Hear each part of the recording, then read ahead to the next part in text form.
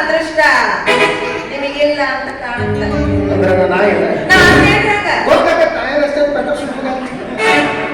ಏ ಸಾವಿತ್ರಿ, ಬುದ್ಧಿ ಅಂದ್ರೆ ಕೈಯಾಗ ಹಿಡಿದ್ರೆ ನಮ್ಮದ ಬುದ್ಧಿ ಅಲ್ಲ, ಮೈ ತೆಗೆದುಕೊಂಡು ನಿಂತರೆ ನಿನ್ನ ಶೀಲದ ಬುದ್ಧಿ. ಬಾಯಿ ಬಂದನ್ನು ಪೋಳಿದ್ರೆ ನಿನ್ನ ನಾಲಿಗೆ ಹಾಕ್ತೀನಿ. ನಾರಾಯಣನ ತಡದ ನಿಂದಿಸಿದ ವಿಷಯ ನನ್ನ ಗಂಡ ಮೈದಿಗೆ ಏನಾದ್ರೂ ಗೊತ್ತಾದ್ರೆ ನಿನ್ನ ಮೊಯವು ತುರುತ್ತಾರೆ. ಮಾತಿದ್ರೆ ಸಾಕು, ಗಂಡ ಮೈದ ಊರಾಗ ನಿನ್ ಗಂಡ ನಿನ್ ಮೈದ ಅಂತ ಕೊಟ್ಟು ಕಳ್ಸಿದ್ರೆ ನಾವೆಲ್ಲ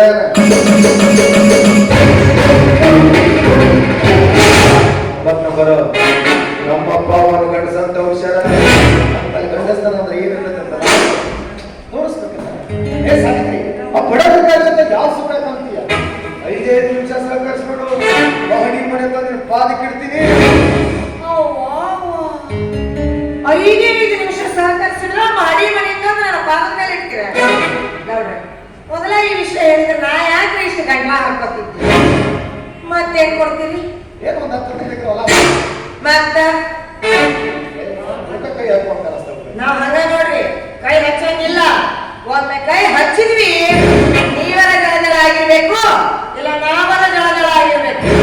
ಏ ಸಾವಿತ್ರಿ, ನೀನ ನನ್ನ ಕೆಚ್ಚಂದಲ್ಲ ನೆನತಿ ರೊಕ್ಕ ರೂಪಾಯಿ ಬೆಳ್ಳಿ ಬಂಗಾರ ಏನ್ ಕೇಳು ಎಲ್ಲರೂ ಕೊಡ್ತೀನಿ. ಗಂಡಲ್ಲ ನಿಂದಲ್ಲ.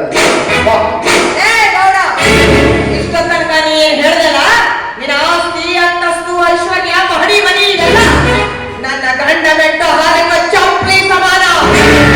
ನಾವೊಬ್ಬಕ್ಕೆ ಅಲ್ಲೋ, ನನ್ನಂತ 10 ಹೆಣ್ಣುಗಳು ಬಂದ್ರು ಅವರಿಗೆಲ್ಲ ಸ್ವಾರ್ಥ ಸುಖ ಕೊಡುವಷ್ಟು ಗಂಡಸ್ತನ ನನ್ನ ಗಂಡನ ತೋಳ್ಯಾಗ ಐತಿ. ಹೇ ಗೌಡ, ನನ್ನ ಗಂಡನ ಗಂಡಸ್ತನದ ಬಗ್ಗೆ ನಿನಗಷ್ಟು ಅನುಮಾನ ಇದ್ರ ಒಂದು ಕೆಲಸ ಮಾಡು. ಮನೆಯಲ್ಲ ನಿನ್ನ ಮುದ್ದಿನ ತಂಗಿ ಶಿಲ್ಪಿ ಒಂದು ರಾತ್ರಿ ಆಕಿನ ನನ್ನ ಗಂಡನ ಮಂಚಕ್ಕೆ ಕಳಿಸು. ಆಕಿನ ಬಂದು ಹೇಳ್ತಾಳ ನನ್ನ ಗಂಡನ ಗಂಡಸ್ತನ ಹಾಕಿತ್ತು.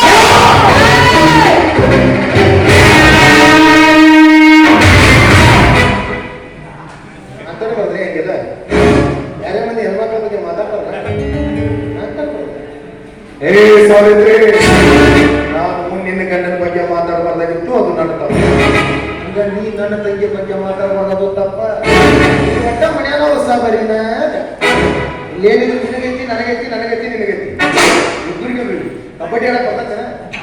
ಕಬಡ್ಡಿ ಲೇ ಗೌಡ, ಗಂಡು ಮೆಟ್ಟಿದ ನಾಡಾದ ಈ ಗೋಕಾಕನಾಗ ಹುಟ್ಟಿದ ಜವಾರಿ ಹೆಣ್ಣದಿನೋ ನಾನು.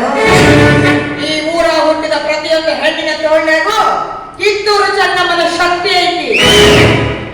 ಕಬಡ್ಡಿನೂ ಆಡ್ತೀನಿ, ಖೋಖೋನು ಆಡ್ತೀನಿ, ಪ್ರಸಂಗ ಬಂದ್ರ ಚಿಣಿಪಣಿನೂ ಆಡ್ತೀನಿ. ಚಿಣಿ ಎತ್ತಿ ಪಣಿ ಹೊಡ್ತಾ ಸಿಗಬಾರ್ದ ಜಾಗದಾಗ ಸಿಕ್ಕೊಂಡಿತ್ತು ಜಾಕಿ. ಲೇ ಗೌಡ, ಯಾಕೋ